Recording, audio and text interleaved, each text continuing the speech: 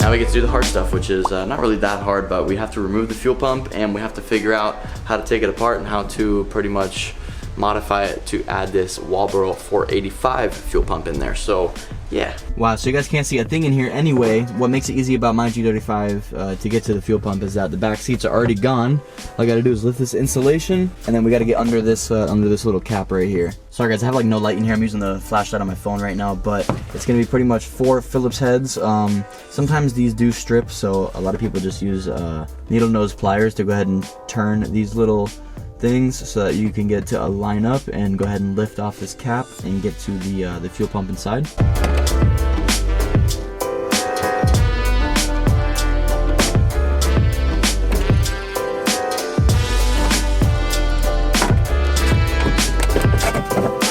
Alright, so we're gonna have to go ahead and unplug this plug as well as this plug right here. So this is just an electrical plug, and this is for actual fuel. The electrical plug just has a little push pin. You push it and you pull it out.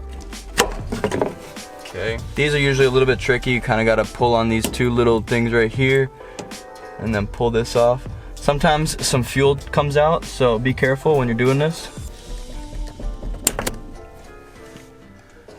Alright, so I totally just cut my finger open. Ow. So we got about 6 Phillips head screws that we're gonna go ahead and remove, and then the whole fuel pump assembly is gonna come on out. I'm gushing blood.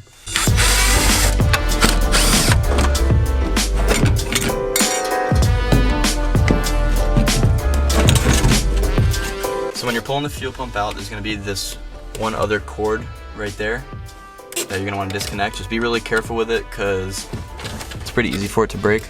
Just go ahead and release one side and then try to release the other side.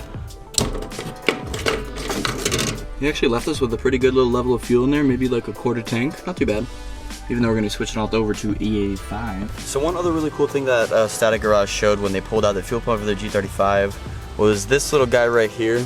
This little guy is, this is pretty much the sensor for your fuel level. So if you guys have a full tank, this little pocket of air will rise to the top, and whatever level it's at, it'll send a certain resistance of electricity to whatever the fuck is over here. Sometimes if this gets messed up, either this thing is full of fluid and is just sinking to the bottom. Alright, so I got the little window off. Honestly, I really have no idea on how to explain it, but whenever you fill up your tank with gas, this thing will go up, and when it's up here, it'll send that you have a full tank. When it's down here, it'll send that you have a half tank. When it's down here, it'll send that you have a low tank, and then everything in between pretty much. So pretty interesting how that works. What we can do is go ahead and clean off these little sensors right here with like a Q-tip and maybe some alcohol or something. This way we get that nice and clean, and hopefully it'll read the right level. I guess over time fuel just kind of gets a little bit of gunk on there, and then it causes it to not read well. Oh. Okay. That's the only release, I guess. Alright. I guess this is our fuel filter. It'd probably be a good idea to replace that. I don't know why it's not coming out. Oh, okay. Alright, so this is our G35 Delphi fuel pump. Looks like this was replaced before. This is not an OEM fuel pump. Definitely not. So on the new fuel pump, the diameter of like the end over here is definitely a lot wider than this fuel pump. So definitely doesn't fit. Gonna have to make some modifications over here. What Static Garage did was they cut pretty much the top part of this right here, and they also cut a little bit on the bottom, I believe, so that they can fit their bottom connector through there, and then on the top so that they can fit the top of this fuel pump here. So I'm gonna try and do that and still use this regular housing to go ahead and close it in place.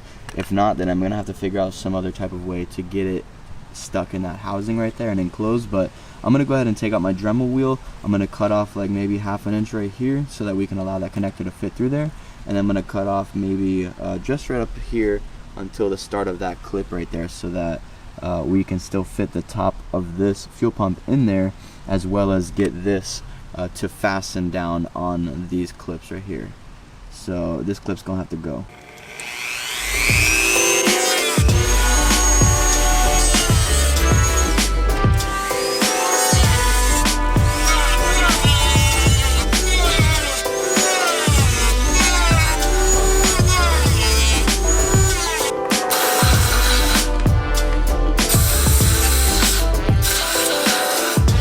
Honestly, this thing is pretty much in there.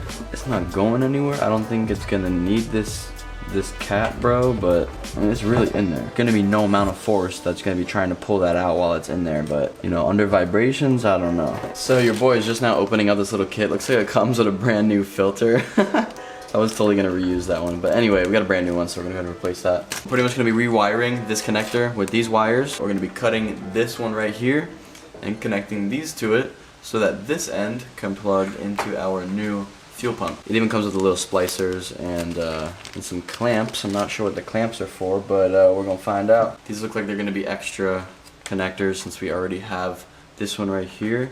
It's pretty much the same thing. Alright, cool, got our new filter on there. Alright guys, so our new wires already come spliced, so we're gonna go ahead and just attach our wire connector on here and go ahead and crimp them together. Alright, so those are on there pretty good. Now we're gonna go ahead and cut our old connector, and then we're gonna pretty much splice them so that the wires are showing, and then connect our positive and negative to this new connector. Alright, so we got our connector all set, we got our new filter on there, and we got our pump inside. We could literally just plug it in right now. Alright, now all we can do is hope for the best and hope our pump doesn't fall out. Wow, so I totally was not recording, but I just went and took a Q-tip, and then I used it to clean off pretty much the sensor that's on the inside here, the little metal that's kind of in there, so that we can get accurate readings of our gas. So I guess the fuel pump can't really fall out if it's, you know, like if this cap is on there. So I'm kind of hoping that not having this cap on there is gonna be okay. I was definitely supposed to put this on the wires, but oh well. My whole garage smells like fuel. Let's go ahead and put this thing back in. So it's super dark right now, and it was kind of a nightmare to film trying to take the fuel pump out of the car. So I'm just gonna go ahead and pop it back in. Same concept as taking it out. Just remember that when you are hooking up the hose that connects right here to the fuel pump assembly, you wanna make sure that hose is not tangled up with your fuel level sensor, because if it is, it could be holding it in a certain spot and then it won't accurately read your fuel level. That actually happened to me the first time I was replacing my fuel pump. I actually didn't connect that one hose correctly and it got tangled up in the sensor, and instead I had half a tank of gas and I ended up running out of fuel. And yeah, that was kind of embarrassing. So I had to pull over and diagnose what the heck just happened to my car and realize that I just ran out of gas. Anyway guys, I'm gonna go ahead and pop this one in. I don't have a battery connected to the car right now. As you can see, everything is apart.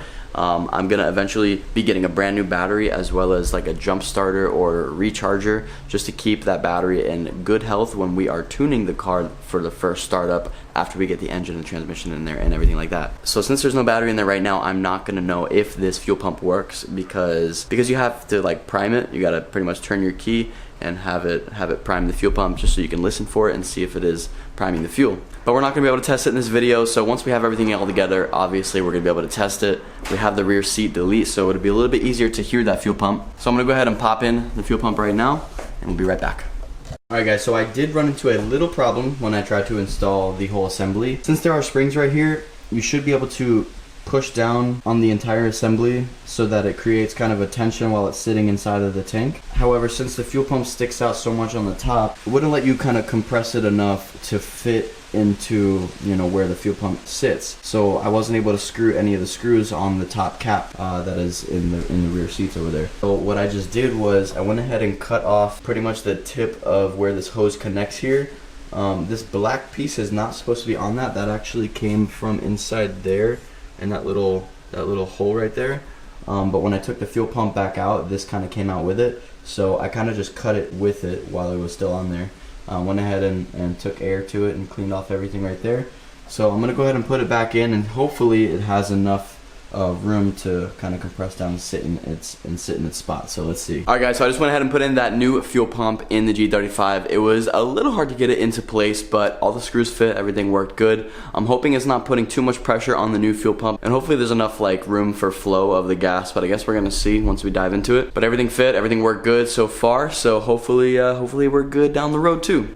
Huge shout out to you guys. Definitely stay tuned for the next video. It may be out in a couple of days, but it's gonna be some more horsepower mod for the G35. I'm super excited, and I just caught myself looking at the viewfinder again. Oh my gosh, I'm so bad at that. Noob YouTuber over here, this guy. Anyway guys, if you guys liked this video, if you guys found it helpful, make sure you smash that like button. If you guys have any questions or any concerns about what I did wrong in today's video, please let me know down in the comments. I always love to hear you guys' feedback, and I'm always here to help you guys as well. Still running 20% off on all of the merch on the website right now. Head over to DoubleASupply.com if you guys want to support the build. get some jet tags or air fresheners or some sick G35 hoodies. So anyway guys, thanks for watching. If you guys are new, hit that subscribe button and make sure you hit that notifications bell because we got new G35 content coming pretty often. So I'm gonna hit you guys up in the next video. Take care.